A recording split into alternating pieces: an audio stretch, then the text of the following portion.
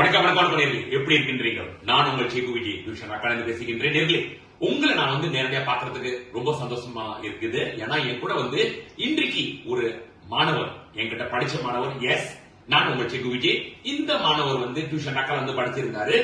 அவரு இப்பதான் சமீபத்துல அவரோட SPM தேர்ச்சி அவரு பெற்றிருந்தாரு. வாங்க நம்ம அவரை நேரடியாக நம்ம சந்திப்போம்.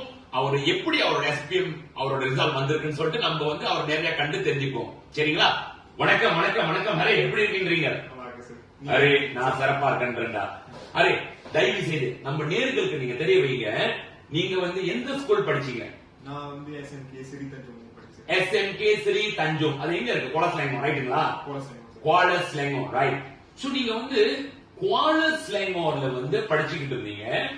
நேரடியாக நீங்க ஒவ்வொரு சனிக்கிழமை நீங்க புதுசா டியூஷன் ரக்கன் PJ ஓல்ட் டவுனுக்கு நீங்க வருவீங்க. உண்மைங்களா? உண்மை. நேர்களே, இது எதுவுமே பொய் கிடையாது, அவ்வளவு உண்மை. இந்த மாணவர் ஹரே SMK ஸ்ரீ தஞ்சோம் குவாலஸ்லைங்கோ, அவர் வசிக்கிற இடம் அங்கதான் இருக்குது. குவாலஸ்லைங்கோ தான் தங்குறாரு.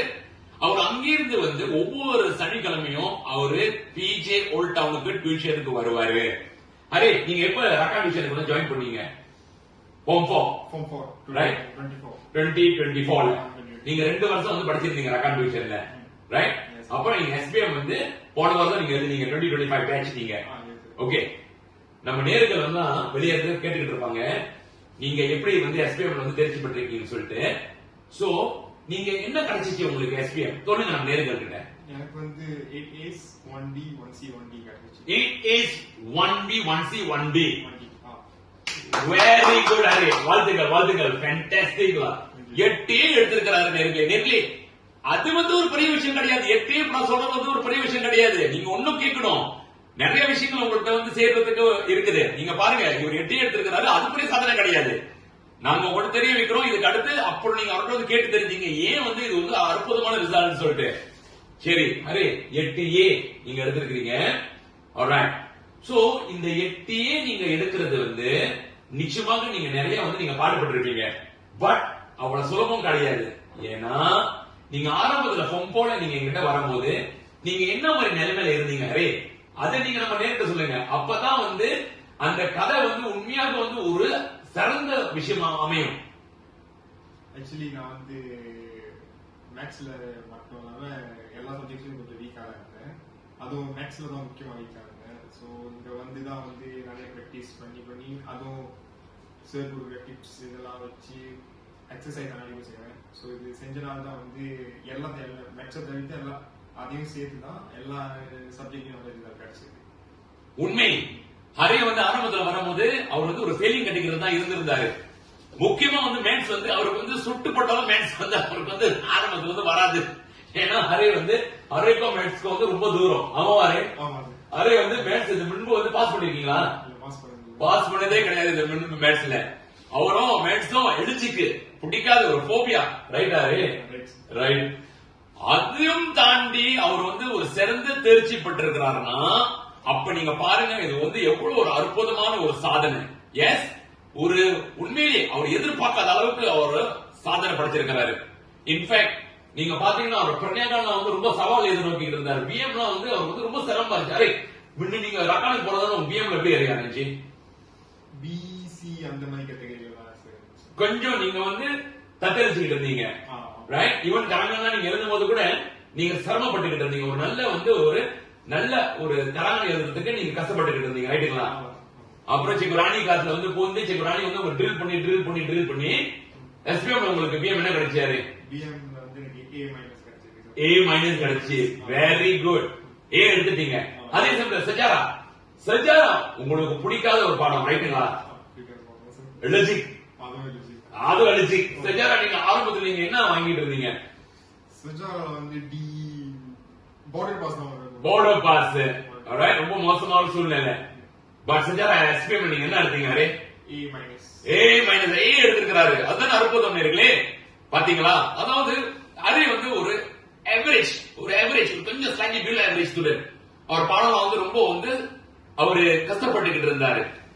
அப்ப அதையும் தாண்டி அவர் எஃபர்ட் போட்டு அவர் புஷ் பண்ணி ரக்கன் டியூஷன்ல ஜாயின் பண்ணா அவர் ட்ரில் பண்ணி அவரை வந்து இன்றைக்கு FTA அவர் எடுத்திருக்கிறாரு. இது எவ்வளவு ஒரு பெரிய சாதனை. வாங்க நம்ம அவரோட பெற்றோர்களை வந்து பார்ப்போம்.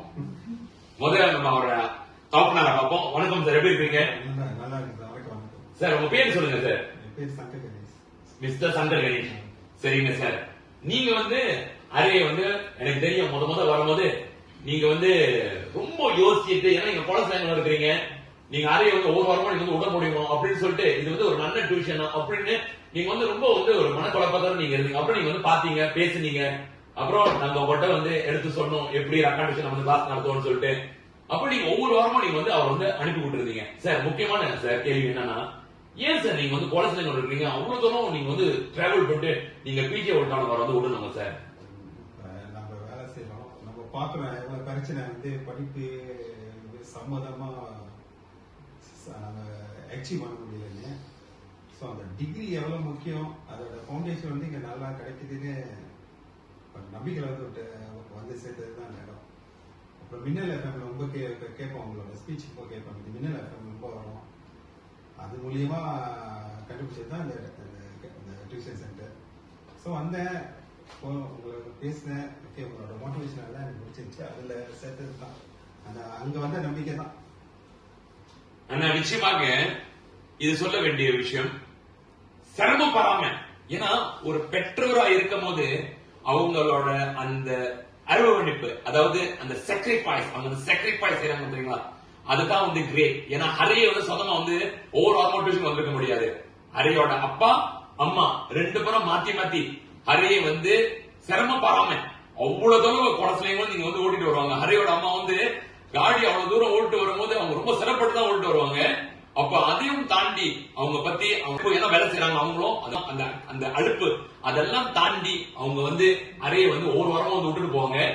அப்ப இன்றைக்கு அவங்க வந்து அந்த பலனை வந்து பார்த்திருக்கிறாங்க. வாங்க நம்ம நேரா அறையோட தாயாரை வந்து பார்ப்போம். சொல்லுங்க மேடம், உங்க பேர் மேடம்? மேடம் புவனேஸ்வரி. மேடம், நீங்க ஒவ்வொரு தடவையும் வந்து ஹரியை வந்து நீங்க டியூஷனுக்கு கொண்டுட்டு வருவீங்க, ஆமாங்க மேடம்? ரொம்ப தொலைவில் நீங்க வந்து டிராவல் பண்ணி டிரைவிங் பண்ணிட்டு வருவீங்க. சோ அந்த சவால் எதை நோக்கி வந்திருந்தீங்க, அதை பத்தி கொஞ்சம் சொல்லுங்க மேடம்.